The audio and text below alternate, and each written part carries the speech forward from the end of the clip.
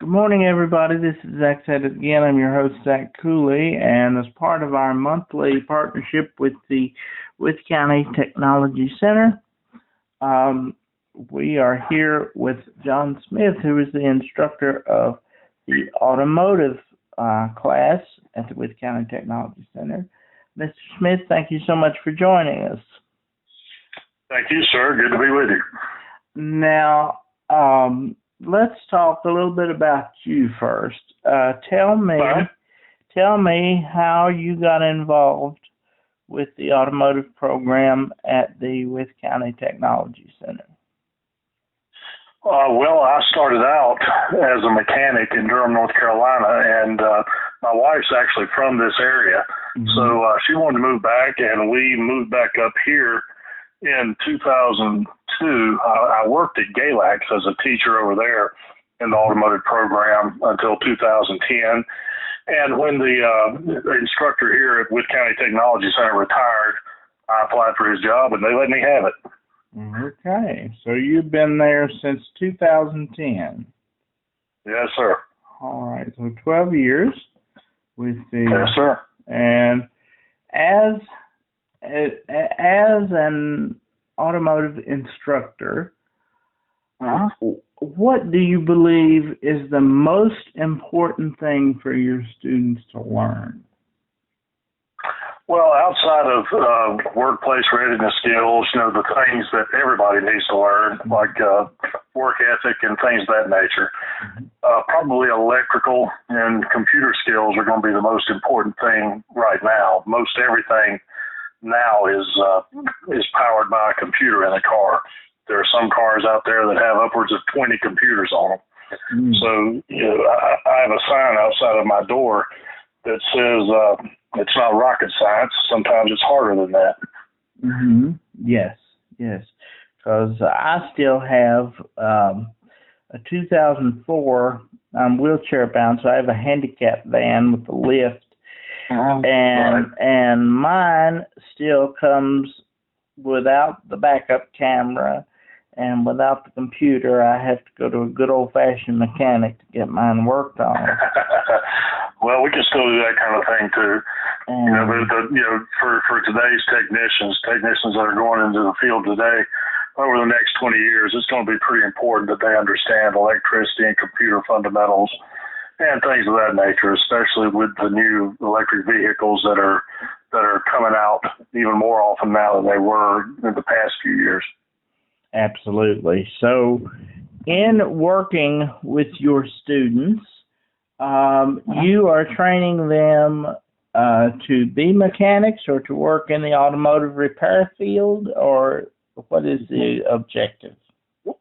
Well, our main objective is to make them employable at an entry level, and that varies per student. For us, I assume an entry level student would be able to go into an automotive repair facility and be able to change tires, repair tires, do oil changes, maintenance type things, flush radiators, those things.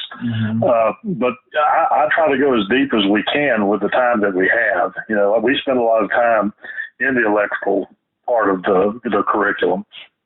So it really depends on the student. How far they want to take it. We of course have a curriculum we follow.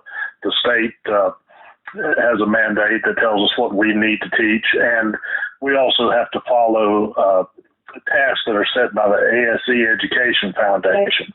Our program is a certified program, and Virginia requires that for all automotive high school programs, and so they have a task list that we have to do as well.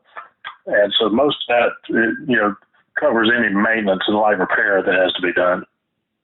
That was one of my next questions. If your students are going to come away with any specific certifications that they would have to work in. Yeah, we actually have 10 separate certifications, all through Automotive Service Excellence, ASE. They are entry-level certifications for a student to carry with them. When they leave here, they're good for 2 years. And if a student decides he wants to actually do this for a living, become a professional, those entry-level certifications can carry them until they become professional certifications. They would just have to retest at a professional level, and then they are, good professional ASE technicians.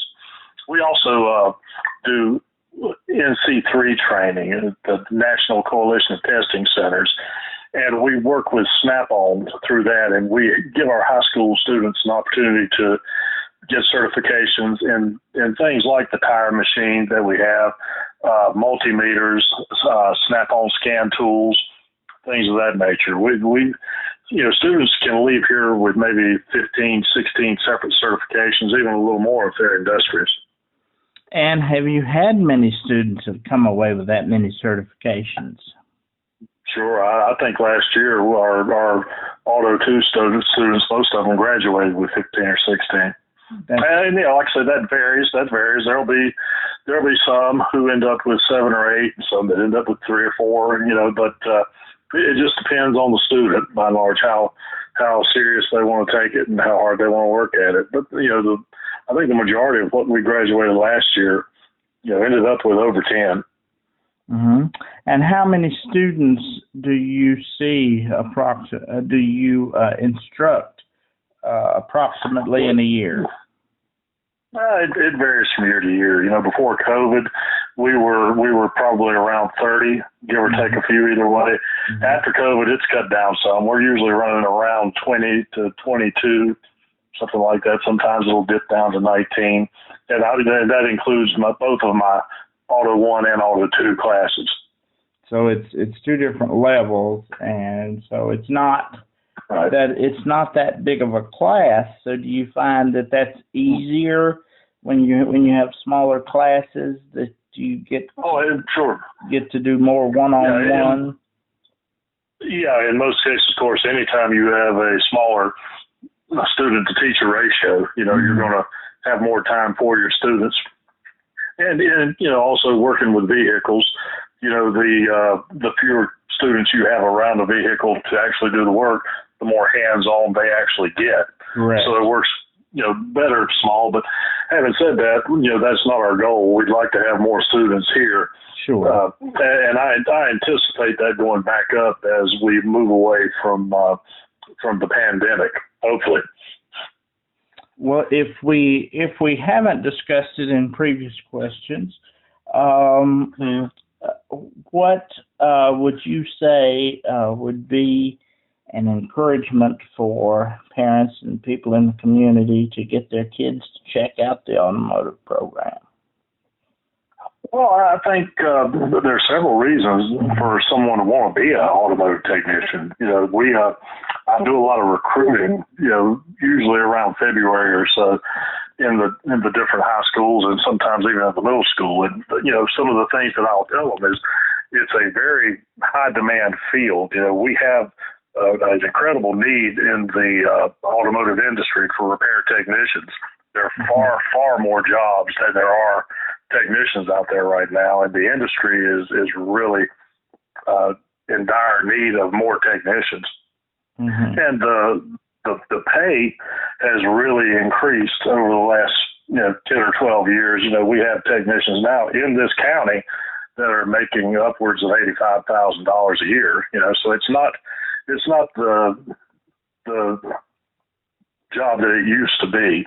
It's a career now. It's not something that you do when you can't find anything else to do. Someone who goes into this has to be prepared, for this field. The pay's good. One of the things I always tell students is it's portable.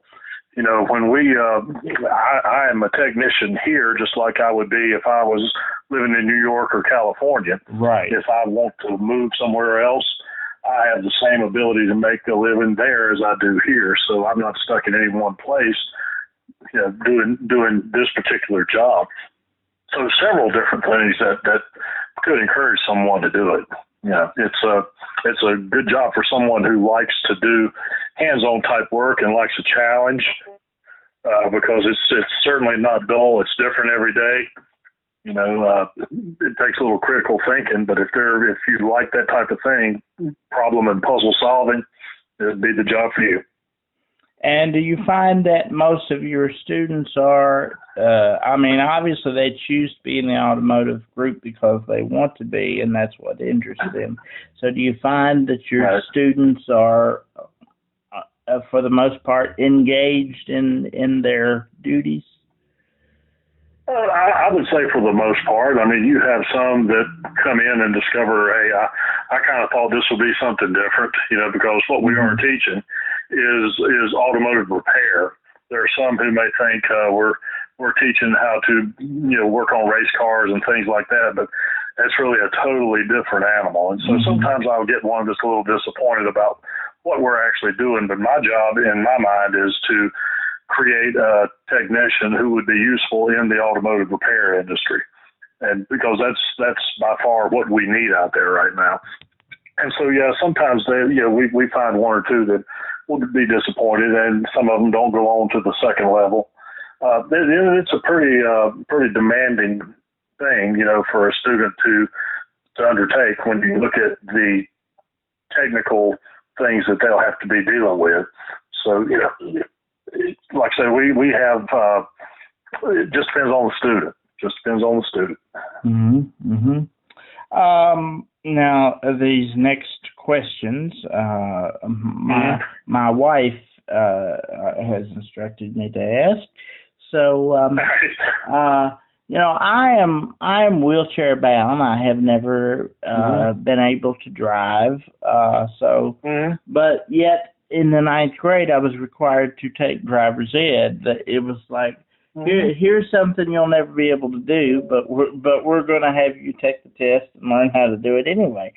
So that is as foreign to me, driving a car and all the things that you have to know to drive a car, and let alone how to make one run properly. It's as foreign to me as geometry or trigonometry. But my wife really is interested in learning how a car works.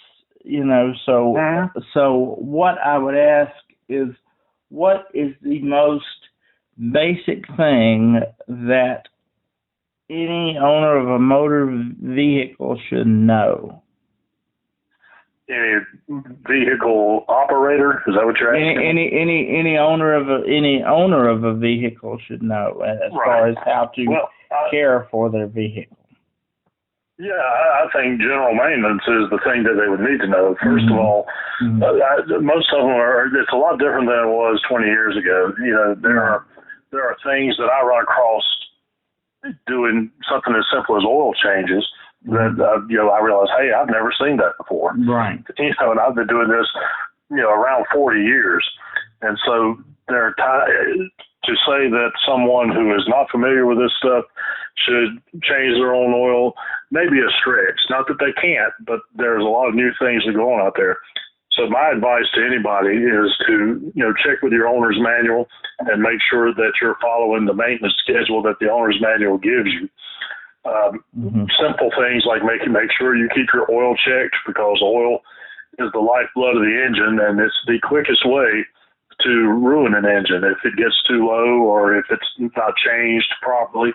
It's probably the cheapest thing you can do that could cause the most damage if it's not done.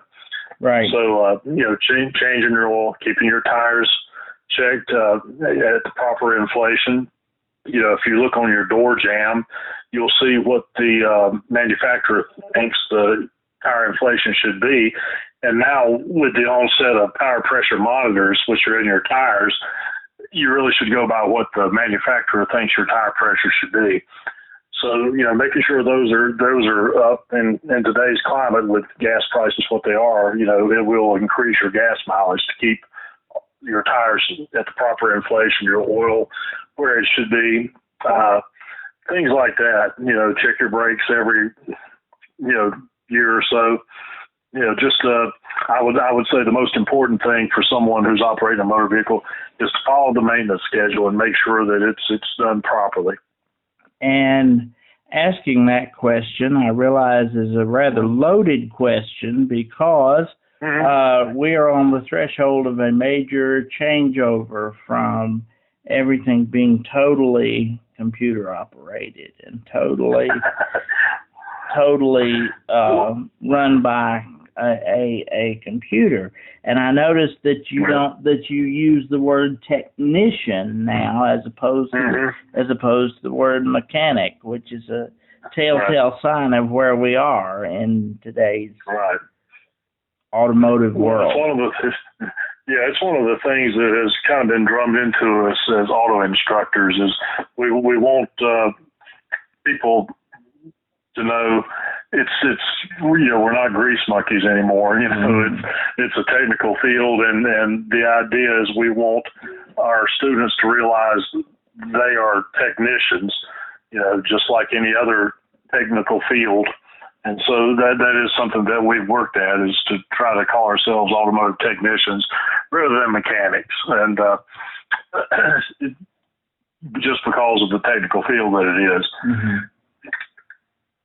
And was that something that was difficult for you, being a mechanic for a number of years and then having to learn the technician aspect of things? It's actually still hard for me to make sure I do that every time I'm talking about the field. It's not something that comes natural to me, but I try to keep it in my mind when I'm talking about it. So it has been a little tough for me to do that. So what can you say? Obviously, you have seen some success stories, having been an instructor for 12 years. What can you tell about a couple of your success stories, what you've seen your students go on to do? Oh, sure. Yeah, I have a student who graduated probably in 2015, who is now he's a BMW technician in Charlottesville, Virginia, making really, really good money. I have another student who is actually down here at Huff Ford, who is a Ford master technician now. He's making really good money. Those are the two that come to mind. I have several students that are stretched out, in the county at different shops here and there. But those are the two that immediately come to mind for me. I have several that don't just go into the automotive field, but I have a few that leave here and they go to schools like Lincoln Tech, which was formerly Nashville Auto Diesel. And some of those kids will go on into the diesel field. Some of them work with heavy machinery. Some work on 18-wheelers. I have a student specifically that I'm thinking of that did that, and he's working down in Charlotte now, doing really well, working in heavy machinery. So it really is. I'm happy when they go into the automotive field, but I'm not necessarily limited to that. There is a good transfer over into other things. If I'm teaching things such as air conditioning, a lot of that transfers over. If a student wanted to actually go into HVAC, take a little class somewhere else, they're reasonably prepared, understanding how air conditioning works and those type of principles. So a lot of guys out there that are doing different things that I can still be proud of, even if they didn't actually go into the field that I expected them to go into. And the Nashville Auto Diesel, I had a very close friend who was interested in going into that. He did not, but I remember I graduated in 2003, so that was almost 20 years ago. But I remember at that time that was a very popular, hopeful destination for a lot of guys to go and work at that time. Right. They wanted to. Well, I had one student go there last year. I also had one student go to NASCAR Tech, which is in Mooresville, North Carolina, and both doing really well. Yeah.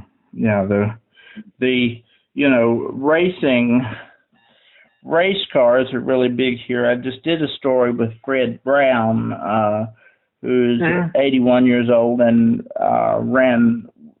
has run with Raceway for over 50 years. So racing is a very popular recreation around here, and a lot of right. At least it was when I was in school. I don't know if it still is, but there were a lot of people. There were a lot of people when I was graduating that wanted to go into the racing field and the NASCAR tech schools, as you're talking about. Right. Well, I tell my students, and this comes from NASCAR Tech when I speak with the guys that are there. Right. If you wanted to get into the racing field, it's a very, very, very competitive field. So, when you go down there, you need to be at the top of your class, at the top of your game. If you want to be picked up by a racing team, it's a very competitive field. Right. So, in my mind, it's great if a kid actually goes over there and does that. For me, my job is to make him the most employable technician that I can, so that he has a shot at making a living, right, for him and his family. But nothing wrong with a kid who wants to go over there and do that. They just need to understand it's not the easiest thing in the world to get onto a race team. So your average, everyday, good old mechanic is kind of something that's eventually going to go by the wayside, is that?